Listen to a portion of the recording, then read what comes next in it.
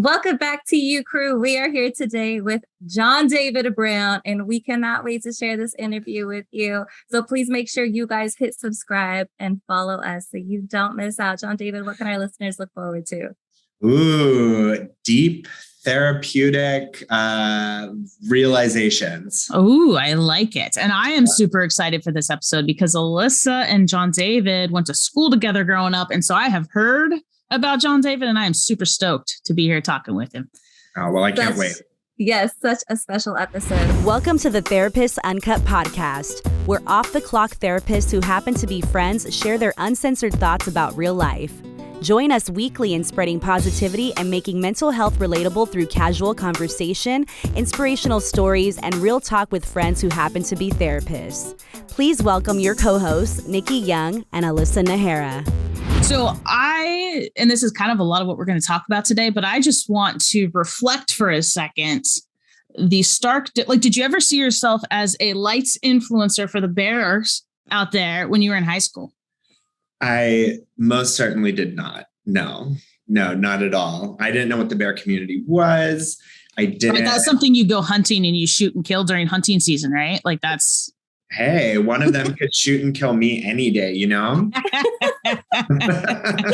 But yeah, no, definitely not. High school was a very closeted, confusing time for me.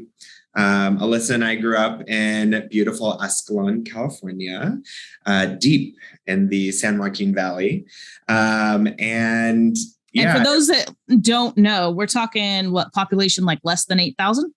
I mean, classically, the number was about 8,000 is pretty much it. And they've capped growth because they're a small town who believes in being a very small town, which is great on a lot of different metrics. I had the white male thing going for me, but yeah, the gay thing never seemed to work in my favor. You said you identify most with the G and the Q. So at what point did that happen for you? Just really quick, that makes you very GQ. Just saying. Oh, okay. Yes. Wow. I'll take it. Debonair. I'll add it to, you can endorse me for that on LinkedIn. So growing up in Escalon, in a small town, very conservative. If you go there today, you still see MAGA flags. Growing up there gay, I remember the first moment of second grade on the playground at Dent Elementary, somebody coming up to me and finally just articulating it. Are you a boy or a girl? Laughing and running away. Because everybody else on the playground had put them up to it. Exactly. So they had been murmurs about it. I mean, I was a pretty flamboyant child. I mean, Alyssa remembers, I think, I don't know. I mean, we danced to Spice Girls and made our own little music videos and dances. We did. Yes. When you add up everything.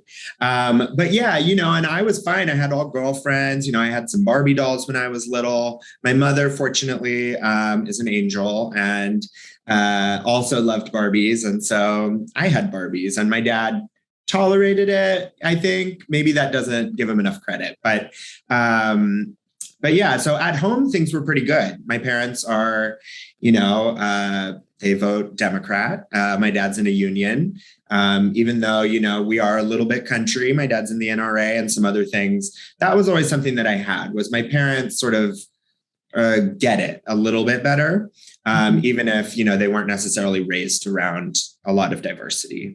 But yeah, little town of Escalon, it was rough and the kids started doing it more and more. And that's when the whispers and the insecurity started, the questions, and it started to get meaner over time.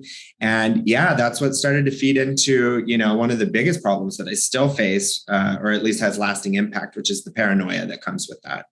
When you think, but you actually know people are talking about you and you see them doing it. Is it actually paranoid when there's facts to back it up? Is that that's what happens later is the paranoia gets triggered. Yeah. And that it's not everybody talking about you. You're not the center of the universe. But for some reason, I've always been a star and everybody was talking about me. So I have a question for you based on something you had shared. You mentioned that home life had far more support than many in our community have at that point in time. However, it also sounds as though that wouldn't have been where you were exposed to the diversity.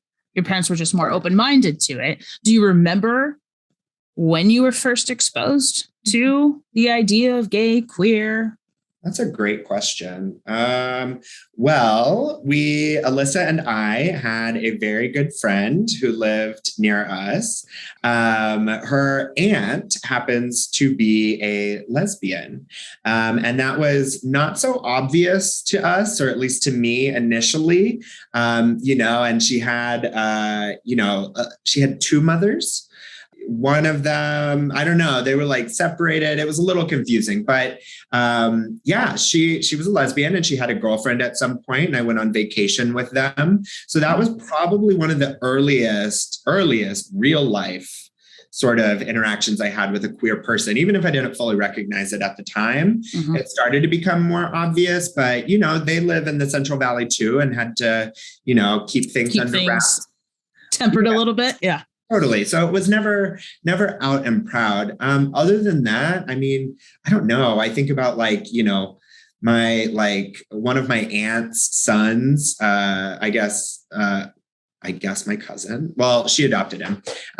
He was queer, I don't know. There were just like one or two things out there to where I sort of knew that it sort of existed. But no, all I knew was there was something wrong with me that other people saw, and that I knew deep inside was true, but that I was just slowly over, the course of years and years learning to hate and fear. And that if I ever came out with it, everything would fall apart.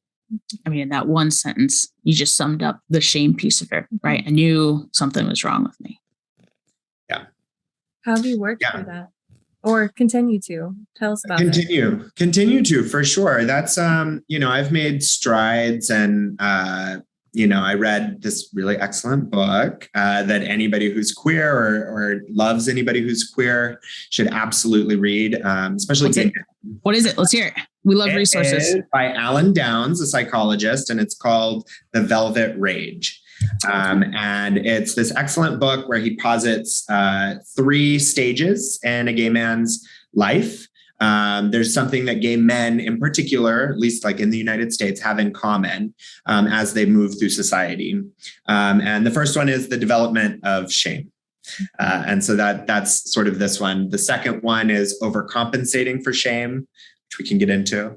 And then the third is authenticity. If you make it, there is light at the very end, and, you start to explore and understand what self-love even is. I remember I couldn't even make sense of it. I couldn't even see what it would look like to love myself. Like it just, and it's really hard to see it, and it's confusing, but, through readings and therapy, it starts to become clearer. Then one day it sort of clicks.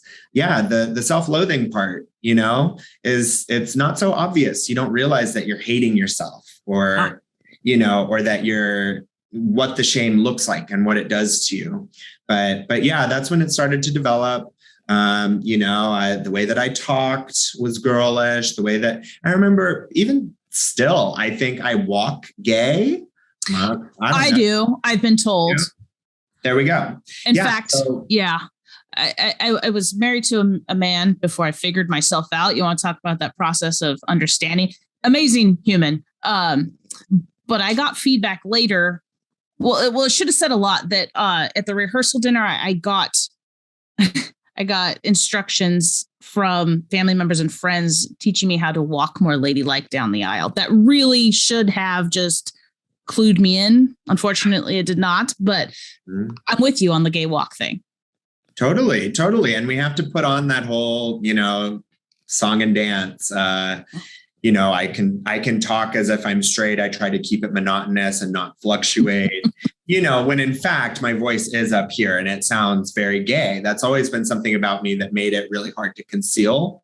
A lot of people move through the world in different ways, but mine, the voice, my mannerisms, have always been a little bit more feminine. And if we know one thing, it's that this world does not appreciate femininity, and especially in its boys. But yeah, so it was tough, developed the shame, all the way through high school, was bullied for it, made to be afraid of physical violence. Rarely did it get to that, but I do remember somebody threw like an iced water bottle down the hallway and it hit me in the head. And I always had all of my girlfriends to defend me, but yeah, it was really tough, and being different was always really hard. And then I learned how to overcompensate early on. And for me, it was academics. I had a natural proclivity toward, learning and picking up on things. I mean, clearly proclivity. Clearly you had an not to casually use I love it. Word. So talk you more just about made my grammar and spelling nerd happy. My nerd heart happy. Totally. John David, talk to us more about that overcompensation, or even the ways that you dealt with the messages that the world sent you about who you are and what you looked like and how you sounded. Yeah, well, who I was not enough, right? And my parents, they're fierce allies today, but, we're having to learn what was going on right alongside me, and we're confused, and, I was denying it. So like, what were they really supposed to understand about it? Even if they knew in their heart of hearts. But yeah, so the overcompensation, I started to do well and, on tests and things, and I got praise from my teachers and my parents, and I could feel better than other people. And that was not what was going on socially, right? And so that became an addiction, of which I have a few. We could get into that later, but I love that verbiage though. Yes, keep going. Yeah. So, but no, academics, playing musical instruments, anything that I was good at, I would get really good at and feel like I could crush people with it. And it was sort of my strength. The way I could hurt people was making them feel dumb, or, making just anything I could do to make myself feel better. And as that built up over time, it's not a great way to be. It's not great to tear the people around you down just so that you can have an ounce of, your ego intact. But yeah, that was just sort of how it developed, and it served me well, right? I was able to go to a really good college. I'm in a career that I enjoy. I've been able to live in major cities and afford the rent, which is no small feat. Not an easy task in this day and age. But yeah, so that was how it started. And in high school, no matter how many good things were going on, once puberty hit, it was all just very, very confusing. And, the porn that I was masturbating to started to change, but I was still in denial, right? And it would happen, and I would, I'd put it all in Word and print it out secretly and take it to the bathroom with me, and then destroy it and flush it and clear all the history and, all of this stuff, but was still very much in denial. Isn't it so interesting how we can live in both states? Like, it's currently actively something we're engaging in, and yet also there's just no recognition in this other aspect of us. Totally. It's freaky and it's sad. It's so sad. I've learned to have so much compassion for that person, right? Like, because it got really far, right? Like, I just didn't have gay role models. I didn't know, much like I didn't know much about Black people growing up where we grew up. We had a lot of Hispanic people. We had a couple of Black people at school. Literally a couple. Yeah. Shout out to Marcus Savage. I don't know how you did it. You must have had to endure so much more than I ever saw. But, there wasn't a lot of diversity, and I didn't know that there was huge diasporas of these people, right? Like Jewish people. I moved to Cornell. I went to Cornell on the East Coast, and everybody I met was Jewish. And I was like, whoa, I had no idea, beyond the Holocaust and Europe, which was so far away, right? In our thoughts, that was also here. And it was the same for gay people. You know, I had Will and Grace, but that didn't seem to be real, right? It felt just very fantasy or something. I don't know. I just wasn't connecting on it in that way. That's what it's the connection, right? Yeah. It was something I knew it couldn't happen. I was praying against it without realizing that I was therefore acknowledging it, you know, but I even went off to college with, you know, my straightness. I got married with my straightness. So it's, you know, at least there we go. But yeah, it wasn't until after, it's a journey. It wasn't until after I left and went very far away from everybody who knew me that I could finally even consider it, right? And I did that whole freshman year straight and developing a drinking problem. And we're talking about freshman year of college at this point, correct? That's freshman year of college at that point, yeah. But, you know, and it wasn't until, you know, that summer after freshman year that I was driving from a job that I had in Modesto for the congressman. And I had sort of like blackouts, like blood rushing to my head blackouts, and had to pull over. But this one was particularly bad. And I like completely blacked out and was like breathing really heavy. I pulled over by an orchard. And that's when I was like, okay, you're going to do it. You're going to tell somebody. And so I went home and called my best friend from college, one of my best friends, Farah, and I told her.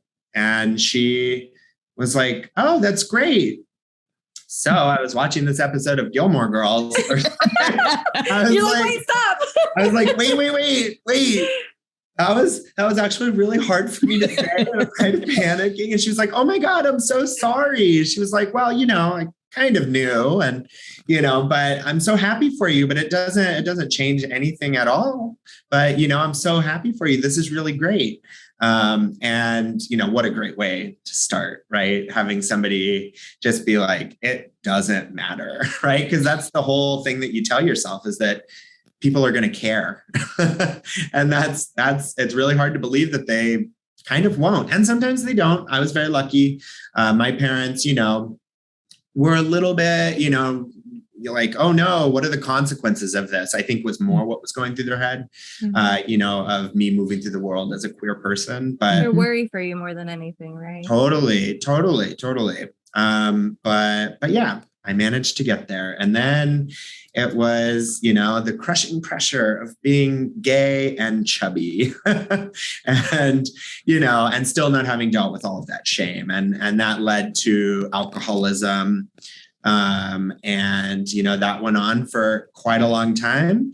And then I read a great book called Drinking to Distraction, which helped me rationalize why me, somebody who's not unemployed and, you know, on the streets and, you know, some of these more severe cases where somebody loses everything, that it doesn't have to be that to be a problem. And you don't have to, you know, commit to that being the type of person you are and all of these things. So it helped me. Just like everything, there's a spectrum. Exactly. And there's a way to de-shame things. And so I was able to de-shame it for myself and quit drinking. And then. So you've done a lot of work around de-shaming different aspects, right? I have. And it's there are so many different aspects, but you see that it's all the same thing. Exactly. Right? And that's what we're all about here, right? Is taking the stigma out of things and just starting conversations, because so many, let's just get rid of it. If I could abolish all of it, I would. And that's what we're trying to do by just having individuals like you who are willing to talk about the stuff that people don't want to talk about, right? To be the voice to people who didn't have that voice, right? Until their college experience, right? Can we bring that to people sooner? Can we bring that to people on a more widespread platform? And it's just like that representation that I don't think you used this word, but really I didn't feel represented in all of these spaces. I didn't have a role model. I didn't have a space or a group I could go to. And in this capacity, and we started this, I said, would you identify as an influencer? And you were like, but really, those who are following. And there's shame around that response, right? It's like, it's everywhere, kind of a right? weird, embarrassing, weird thing, right? And at the end of the day, you are giving someone to look up to, right? I hope so. That is a good feeling. I did some volunteer work with LGBTQ youth whenever I was living in New York. I lived in New York for 12 years after college. I moved to LA only in November. And that work was so gratifying and really helps with that full circle, just meeting kids who are kind of uncomfortable with it, who have questions, who just don't know. And I mean, these are like New York City kids who know a lot, but to see that even they struggle with the core things, even if it's not societal acceptance at this large scale, the way our brains work, it's, the same thing. So humanizes the experience. While there's subtle,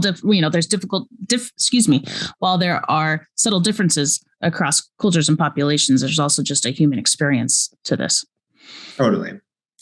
But yeah, getting to sort of put myself in their shoes again and tell them all the things I wish somebody had told me, and like given them my very distilled version of life and like things like that was really gratifying. And it did feel like I could actually use the experience that I went through for good. And, and my Instagram was more about body positivity. And there was a whole journey even within that of me face-tuning myself for the first third of that experience and then sloughing that off and just being like, let them look at my stretch marks and the shape of my body looking, what I feel might look deflated or, just all these different things. Like even within the bear community, I'm not the type where my body is hard, right? It's soft. And even within the body positivity, like that's less appealing, or like not within body positivity. Body positivity loves that. But, yes.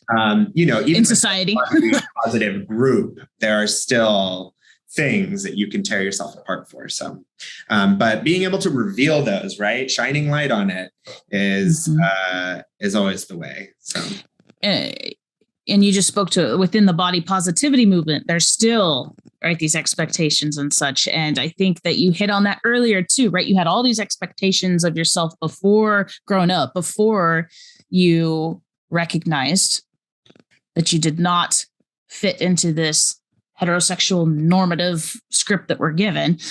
But every community has these expectations, whatever they are, right? So you identified, and I forget the exact verbiage you used, but when you came out, then you all of a sudden had to assume or felt as though you had to assume all of these other responsibilities and expectations. Now my body was being observed, right? And I was aware of who was observing it and how I wanted it to look to them. So, often queer people, at least, who had a similar timeline to me, well, and anybody older, right, who comes out later, has sort of this delayed adolescence, where we all sort of go through a lot of things that happened to straight people in high school, right? Everybody was dating and fucking around and like, having soul crushing dating experiences. Well, that just happens much later. I had my soul crushing one, but it wasn't until I was, into my 20s. But yeah, eventually everybody has to sort of confront that, but we all hit it at different times. Really, I like the way you described it. There's a version of it in which, and I'm sure it's not the case for everybody, but for a lot of us, there's this delayed adolescence that occurs, right? And we make some decisions where we're like, okay, I didn't get that out of the way in high school, but I just went through it. Totally. Tailoring my, my appearance was mostly, I guess, tailored to looking straight in a way, more than it was looking appealing to women. Right. And there's something very different about that, Yeah. There's so many complexities that you just rattled off that I don't think we would just naturally be like, oh, this is what John David's day-to-day life looks like. And these are all the things that are going through my head and that I'm dealing with. And it sounds so exhausting for so many years. So during this time, and as you continue to move forward, what resources helped you kind of find yourself, work through that shame, and really keep you moving forward? Therapy. Ding. Plug. It most certainly was. It really, being able to acknowledge that there's things that you can't see is tough. everybody thinks they know. Everybody knows what they know, right? And it's tough to acknowledge that somebody else talking you through things, relating your stories to the larger group, having awareness about this is a classic situation and here are classic remedies. That stuff's so powerful. I mean, that's why, like Alcoholics Anonymous or, families like doing Al-Anon, having somebody show you that you're not alone and that there are tried and true remedies and people have studied it and written about it and thought about it is so powerful. But it takes a lot to finally just do that. And there's so much stigma against therapy, right? I mean, not necessarily where I live in Los Angeles and New York. Everybody's like, my therapist this, my therapist that, constantly therapizing conversations and things, right? But even there's people who stigmatize it. But yeah, but no, from the very first, whenever I was found, face down on a sidewalk in college after being overserved with my fake ID, and needing to take an ambulance to the hospital, that was the wake up that I needed to see in that moment. And that is what changed the trajectory for me. It's so weird to even like mention that. It feels, it's so much more, it's such a big deal whenever, the way that it sounds now. And anyway. But, it was day-to-day to life back then. Totally. Yeah. It happens, and it's very icy and slippery on the East Coast. So, what was I? That sounds so painful. I know. But then I started to see a therapist. Thank goodness. Gosh, what was her name? Was it Karen? Maybe. She was the best. Lesbian, powerful woman. Gave me great advice. And that's when we started to identify the problem with alcohol too. So started to bring the awareness, but it wasn't until many years later that I was able to sort of face it head on and tackle it. But no, therapy has been instrumental also with quitting drinking. Talking with somebody, how I did it was not by going to Alcoholics Anonymous, although what a wonderful organization. The idea of going around a bunch of people and saying I'm an alcoholic, it took me a long time to use that word. And I was able to develop things even before I could use that word by doing it with my therapist and stripping away the shame, looking at it differently. It's not your mama's alcoholism, it's like, it's nuanced. Everything is so much more nuanced than we let on. Like I can say that I'm an alcoholic now because that word doesn't scare me anymore, because I know that a lot of people are alcoholics, even if they don't call it that. Any lack can of you say, I'm going to pause here and make a parallel here. Is it similar to how you could say I'm a queer man, because there's a lot of queer men out there? Right. The word queer. People are scared of the word queer. That used to be one of the words of my oppressors, and then to take it one step further, the F word, faggot. I can say that now. I know how it resonates for others. So I do try to be careful and sensitive, but not too much. all of my friends are queer for the most part. So, I move through the world. But yeah, those words that have such power and such, just the utterance of it can bring you to your knees. Absolutely. If somebody says that to me angrily, if somebody's weaponizing the word against me, could still bring me to my knees. It would make me cry probably, even though I've made all this progress. Right? But yeah, destigmatizing words like that. And, it's the latter part of the journey to where you can actually have clarity on that and be like, it doesn't matter. It doesn't matter that people are like, oh my God, he's so fat. Like, they're probably not even thinking that. That was another thing. I made friends with all of the like hot gays at the LGBT Center in New York, all the hot fashion and finance gays. It's a lot of pressure there. Yeah, where they're all doing the like cycle for life, and they're all like, shout out to Cycle for the Cause, Cycle for Life, LA one. But so fit, and some of them at least hate their bodies, literally. And I'd be like, oh my God, you look so good. They're like, thanks for saying that, but I'm literally disgusting. And like, not just to say it, like they genuinely believe that is what they're thinking.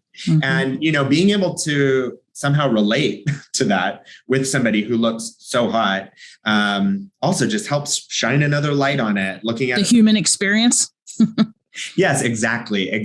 That, but that a lot of it is in your head. It's hard to detangle that, especially when your paranoia was confirmed when you were younger, right? Mm-hmm. And now if people think, oh, he's too gay, I wear nail polish. Yeah. I'm not even wearing my full accoutrement, but I have like a nose ring and an earring that I'm usually wearing. I've just had a sinus infection.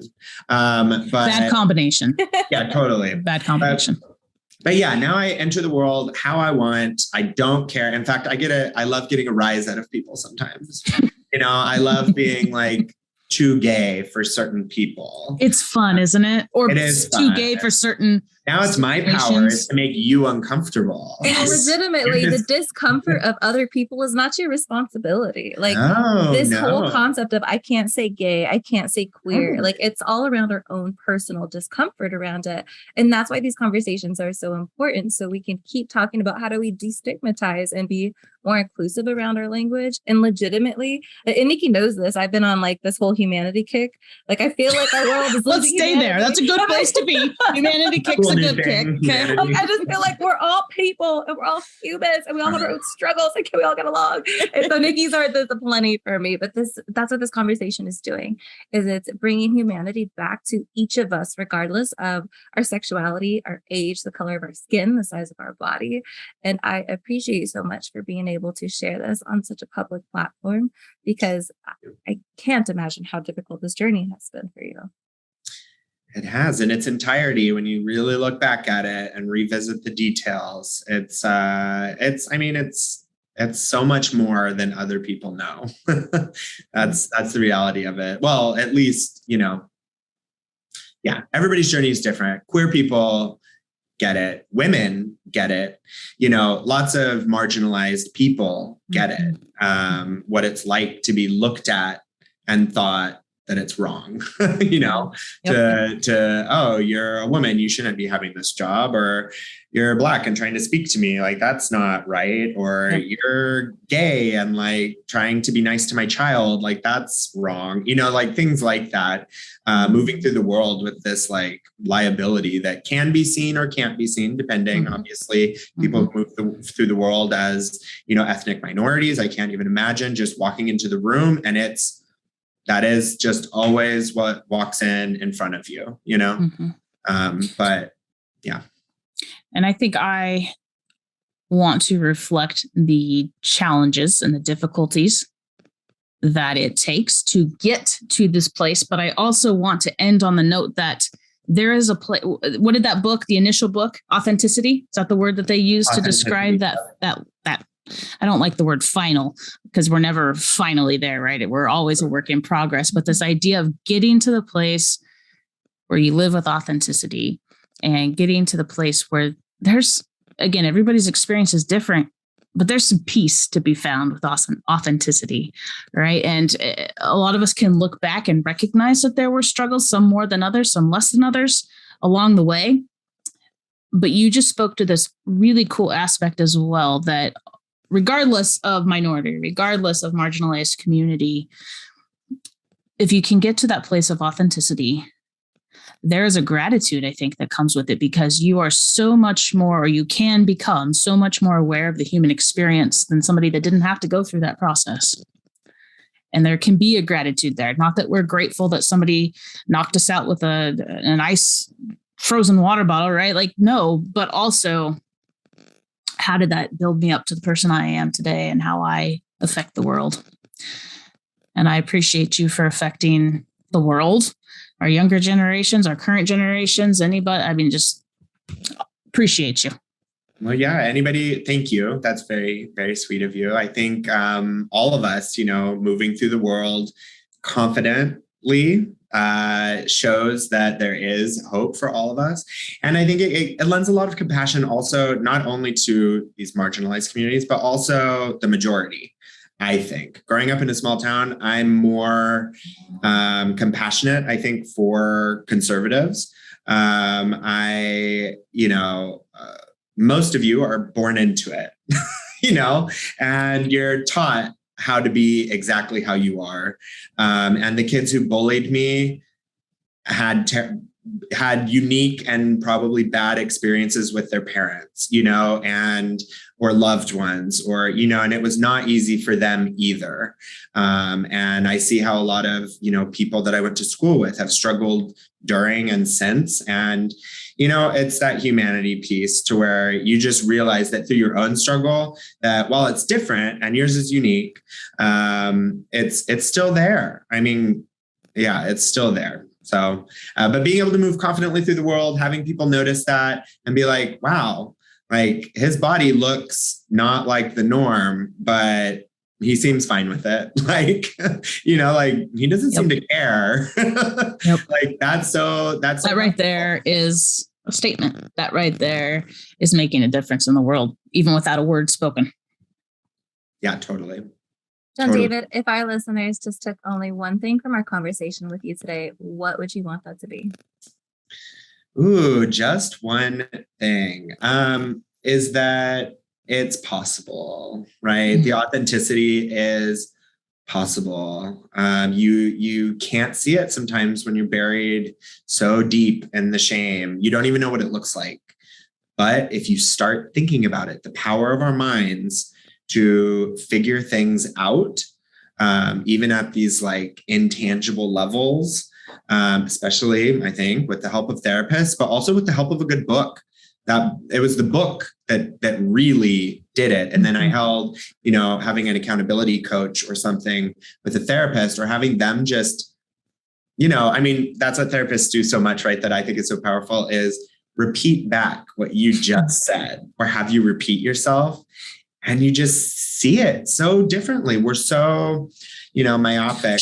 You're giving away our tricks and tools of the trade. It's a secret. I'm just kidding. Just kidding. Hey, just kidding. There, John David. Throw it under the paywall. But no, but that it really is possible. Like, I really thought it was never possible. I was like already planning the details of what my marriage would sort of look like and how that would even work. Right. And, what it was going to be like to have this tortured life. And, it doesn't have to be that way. You can think yourself out of it, and you can transcend these things. And John David, remind us again where our listeners can find you if they would like to follow or reach out to you. If you want some thirsty bear content, you can go to @JohnDavidBrown on Instagram. Thank you so much for your time, John David. We appreciate you taking the time to share your story with all of our listeners, and we are certain that you connected with them. And until next time. Can there be a next time? Because I would love to keep talking. Can we do some more? Yeah, cool. We like to reel our interviewees in on camera to commit to a second one. Yeah. Go, sign me up. To you, crew, if you have not subscribed yet, head over to YouTube and subscribe to Therapist Uncut. Catch us wherever you get your podcasts. And please let us know how this podcast is helping you. Thank you for allowing us into your lives, and we'll see you on the next episode of Therapist Uncut. Thank you for joining Therapist Uncut, a production of AMP Smart Business. To learn more about Therapist Uncut and stay up on upcoming episodes, please subscribe and follow us on social media.